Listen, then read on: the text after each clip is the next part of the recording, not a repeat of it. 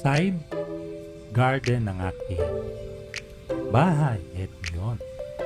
Kaso medyo open siya from both sides namin. Kapitbahay dito sa aming lugar. So, kailangan kong i-develop siya at lagyan ng magandang bamboo pen para mukha siyang resort. So, naghanap ako ng makukuhanan o mag-i-install ng bamboo pens at nakikita ako. So, sana maganda ang kalabasan nito. Tignan natin. Ito ang aking backyard garden.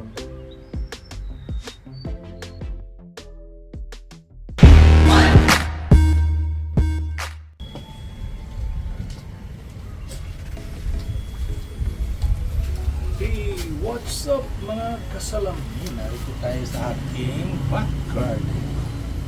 So, it's time for me to develop my fence, yung bakod. Itong bakod ko ay medyo kita sa kabila at dito. So, gusto ko siya mag-feel like na nasa resort kami. At the same time, magkaroon ng privacy yung kabila at dito sa lugar namin. At the same time, palalagyan ko siya ng bamboo para magmukha siyang resort tong ating lugar. So, meron ako nakonta taga Bulacan and bukas pupunta sa rito para ayusin yung ating bakod. Lalagyan ng bamboo para magmukha talagang garden o resort. Yung bali, isa, dalawa, tatlo, apat para pag nag-zoom in ka rito, panay bamboo yung makikita mo. Ayan, and then develop ko yung aking garden para magkaroon siya ng magandang halaman. Ayan. Tayo ma-develop ko yung banda roon kasi yung backyard ko yun ang aking naka-breakfast or lunch or dinner. Palagay na rin ako ng solar light yan. Ayan. Tapos ito yung aking back garden. Ayan. So, dinevelop ko yung kanyang mga halaman, didevelop ko pa. So, dito yung lugar na pwede kang mag breakfast, lunch, o dinner. Kasi meron na akong binili solar light din dito para sa gabi may ilaw. At para pagdating dito at makikita mo yung lugar na yun, makikita mo rito yung mga bamboo.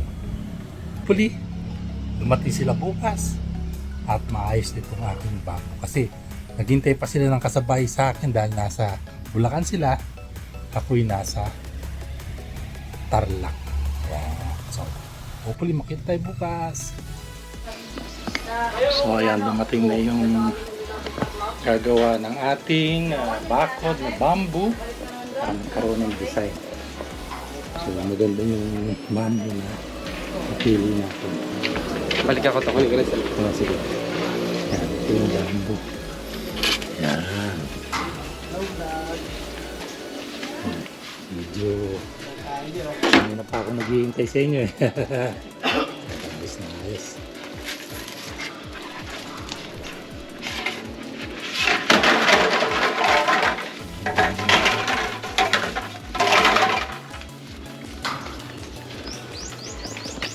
Mainit ngayon, mainit ang araw. So, mamaya tignan natin kung ano mangyayari dyan.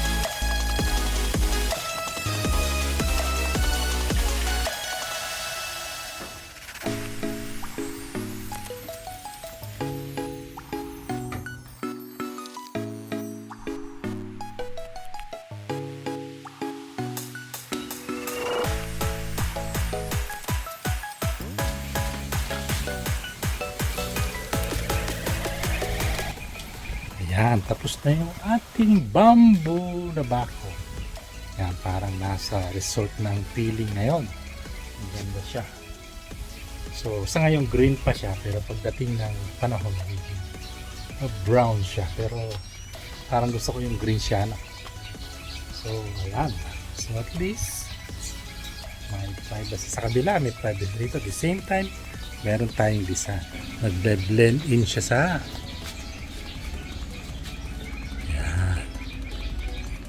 blend in siya sa aking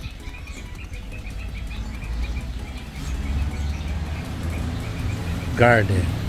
Ito ay mga 10 meters by 1.1 height. At ang presyo niya ay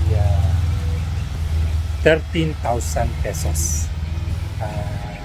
Naghintay pa ako ng kasabay para merong pagpumunta sila sa Tarlac, may kasabay para isang baksakan kasi lugi naman sila pag yung isa lang ang pupuntahan. Ito lang sa akin 10 meters. So ayan, ang ganda naman. Green na green siya. Galing. Pumapasok pa rin yung hangin. Yan.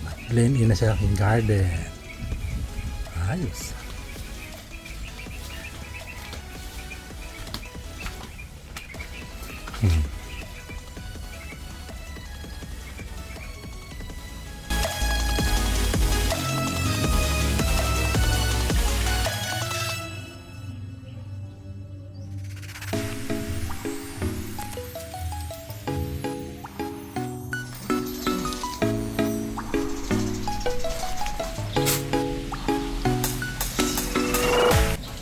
Dahil sa walang kuryente at mainit sa loob, dito kami sa ating back garden. Siyempre kasama ko si Mrs. para mag lunch. Ayan, kalbo. Yes. So kaya minute tayo. Ganda yung paligid. Sarap kumain dito, malamig. Ayan. Ang hangin. Ano? Ng hangin, tama-tama sa mainit na sabaw. Yes, sabaw. Gulay. Nilagang baka. Kain tayo mga kasalamin.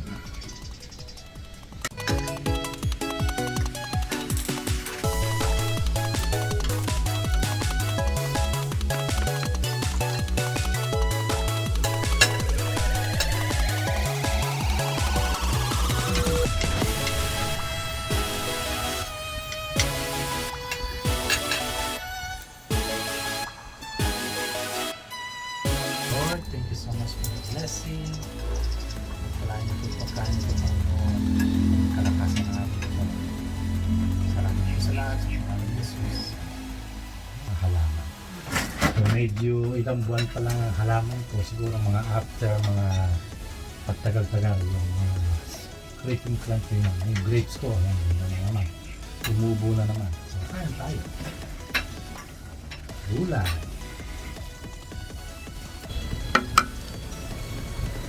Ang baka. Tama, mainit. Oh. So ayan, kitang-kita niyo yung bago kong bamboo. Ayan. Ganda. So saktong-saktong kumain dito. Ayan.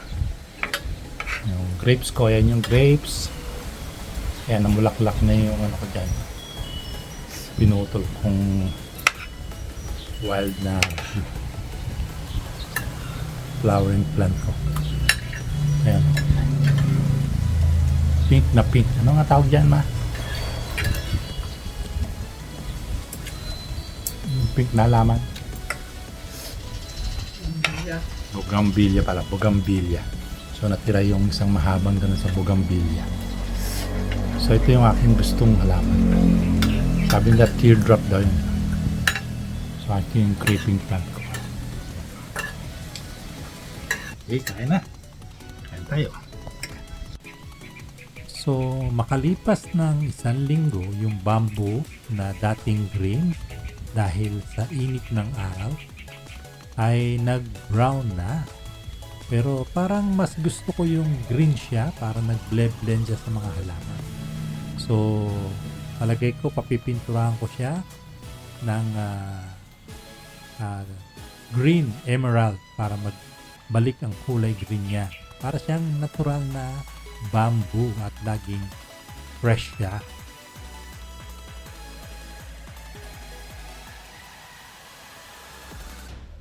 What's up mga kasalamin? Yan, another early morning. Magandang umaga sa inyo. Yan. Dahil yung ating bamboo ay brown na, yung natural green niya na wala na dahil sa init ng araw. Yan.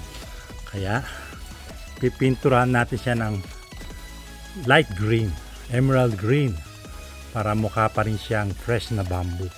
Ayan, kita mo kaibahan ito yung meron ng pinturang green at yun yung brown. So gusto ko yung parang green na green siya. Kaya yan, siyan report. Ayan, green. Ayan, siya nagpipintura ng aking bamboo fence. Ayos, ganda. So madali naman to. Itong ginamit namin ay thinner base para medyo makintab ng konti para talagang bamboo. Ayan. So tama-tama yung ano ng bamboo, parang natural siya. Ayos. So ayan yung aking bamboo fence.